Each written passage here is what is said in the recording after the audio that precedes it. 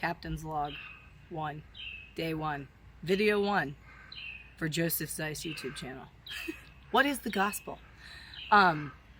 So the thing that has been rolling through my mind a lot lately is the power of the gospel and how people don't know what that is. We say it a lot, like, what is the gospel? The gospel means good news. What's good news? The good news is that God, who created everything, sent his son to pay for our sin, to earn us back. And the only way that we can pay for our sin to get to heaven is by submission and simple faith in Jesus Christ and what he did, which takes a lot of humility, that we're no longer striving for rightness or first place or being better than others or proving our worth or anything like that, but that it's a free gift from God.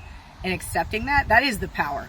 Like, where is that in the church? Where is that in VBS? Where is that in mission trips? Like, we're trying to do all these things, have kids have the good time, have a great snack time, and, you know, fun games and crafts that are so exciting.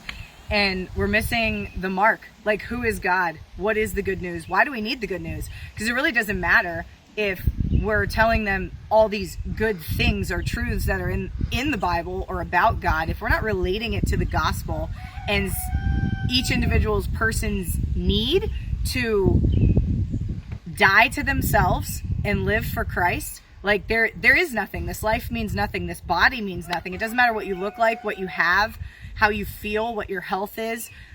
Nothing matters but what is done for Christ. Like, the body dies and the soul lasts forever. And if your soul is not sealed in the blood of Christ, you will suffer for eternity. This life doesn't matter.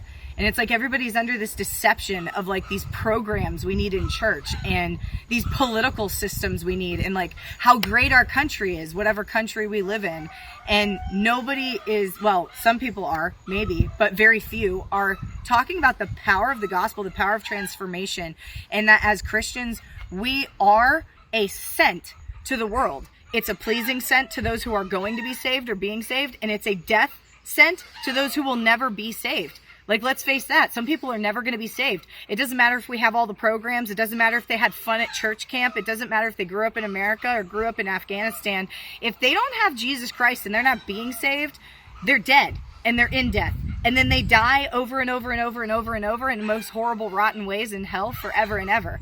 The power of the gospel is to take a dead being made in God's image with a soul that's eternal and saving it from the wrath of God through faith in his perfect son and his death and resurrection on the cross. So, like, that's the only thing to share and to do, whether we're playing sports or doing crafts or doing VBS or going to work. What scent are we leaving and what are we sharing with people? Because if we're not sharing the actual, true, full gospel that you are dying and going to hell and God's wrath is on you, whether we believe in God or not, it's a absolute truth that is reality. Why aren't we waking people up? If the end is near, which it is, and Christ is returning very, very soon, and the Antichrist is rising to power, the only thing people need to hear is that Jesus has came and died, and you can be saved through him. It doesn't matter what happens in the political realm. It doesn't matter what happens at home with your family, with your friends, with your job, with your money, with your cars, because none of that matters if you don't have Christ.